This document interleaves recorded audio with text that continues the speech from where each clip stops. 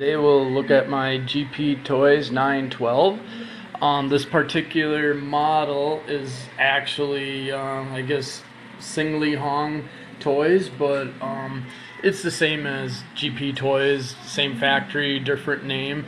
And I started out with the GP Toys Fox S911, and I really like it. It's a good value for $50 or something like that. But then online, I'm in the Philippines. This brand was less money at one store, so I just ordered it, knowing it still got the same replaceable parts as GP Toys. But I'm like, wow, I can save like I think $5 or something I could save. So it was under $50, whereas this one over here was 50 some dollars with shipping. And the 911, I jacked it up a little bit. I put the 1/10 scale oil filled shocks on it. I put 20 W50 oil in it because that's what I had on my shelf. And then I did the same modifications to both of them, a little more cooling for the motor. I took off this top cover for the motor, then I drilled some extra holes. You can see the round holes are the ones that I drilled. And I took the cover off so I didn't drill through wires, drill through the motor. And then on the bottom I added one hole so heat rises, so basically it can pull in some cool air. And then they put a switch under the battery cover, which is kind of a good idea because it protects it a little bit. But to me, my fingers are fat, so it was annoying every time to take first off the body and then undo that just to get in there to turn it on. And then the battery plug was also under there. But what I did was I removed the cover and I took a little hacksaw and I made some notches so that my plug is on top. Now I never even touch the switch anymore.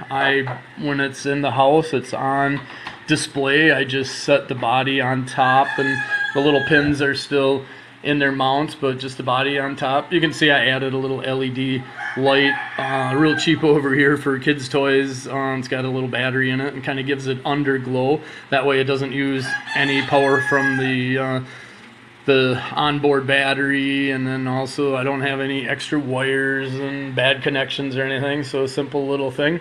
But basically display it with the body on it, and then I have the battery unplugged when it's on the shelf, and then when I want to run it, just turn on the transmitter first and then plug in my battery and then attach my body, so it saves me a little bit of time, I guess. Other brands have the switch on the bottom or on the side, a little more accessible. But then I've also, on some things, when you get water on the switch or dirt in the switch, then you got to clean them out with some WD-40 or something.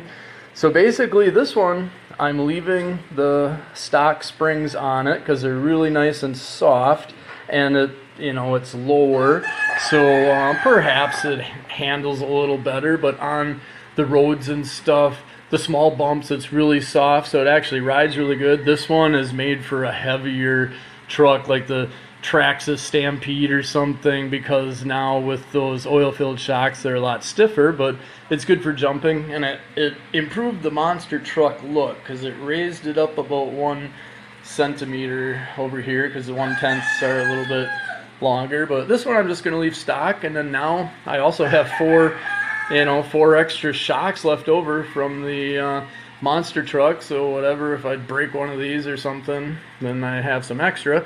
And basically when I was in the US, I had a Traxxas Stampede, and it was nice, but for the money it wasn't perfect. One time I jumped it, and when I landed, I gave it some throttle to do a wheelie. Well, between that and the landing, it blew the teeth off the some of the gears in the transmission, and it stopped right there. It wouldn't go anymore. It just made a lot of noise. So I could have easily ordered, I ordered, a new gear set, but take it all apart and fix it. So Traxxas isn't perfect. And then these two, if you do run it underwater and stuff, you're going to have to replace a lot of parts. It's basically splash proof. They show you the level of water you can run in is just like halfway up the wheel, but everybody's going to go too fast through the water, and it's going to get everything wet, so I don't like abusing my stuff. I like to have fun with it, but I like it to last for quite a while. So basically the reason I got these is even in the Philippines, parts are available online. So if you break something, you can get the whole transmission, you can buy the motors, you can buy suspension, you can buy the stock tires and everything. And the one cool thing I liked about the GP Toys, in the manual it said if you want to change it into the 912, just order different tires, order that rear spoiler, and then different body mounts to lower the body. So I thought that was pretty cool of a company to actually say, well, and you know, you don't have to buy the 912, just put these parts on it, order these parts, and then build it. But you know, these are so reasonable, $50 around. I just bought two, and that way, you know, I can have a lot of fun.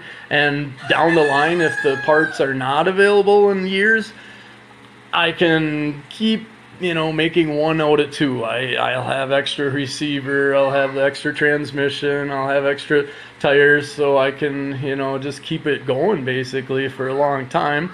As you can see, I collect things. I've got a rock crawler up there, kind of a toy grade, and drones, and a couple boats. And now I live in the Philippines. Every day is 80-some degrees, so I have a collection of motorcycles. The garage is quite small, so I pretty much keep them in here, keep them out of the sunlight and stuff. So, well, now I'll add a video of a little bit of off-roading with this one. So yeah, it's up to you, whatever you like better. I like them both. I like the jacked up monster truck look, and then I kind of like this truggy look, a little more low profile. And it doesn't matter which brand, if you get the Xinlehong Toys or whatever it is, it's easier to say GP Toys. So, but the price was right on this one, because in the Philippines this was a newer model, and all the stores online had kind of a jacked up price on it. So I just found this store that maybe thought, well, the brand's not so well known, it's a crazy sounding name, so I got a good deal on it. So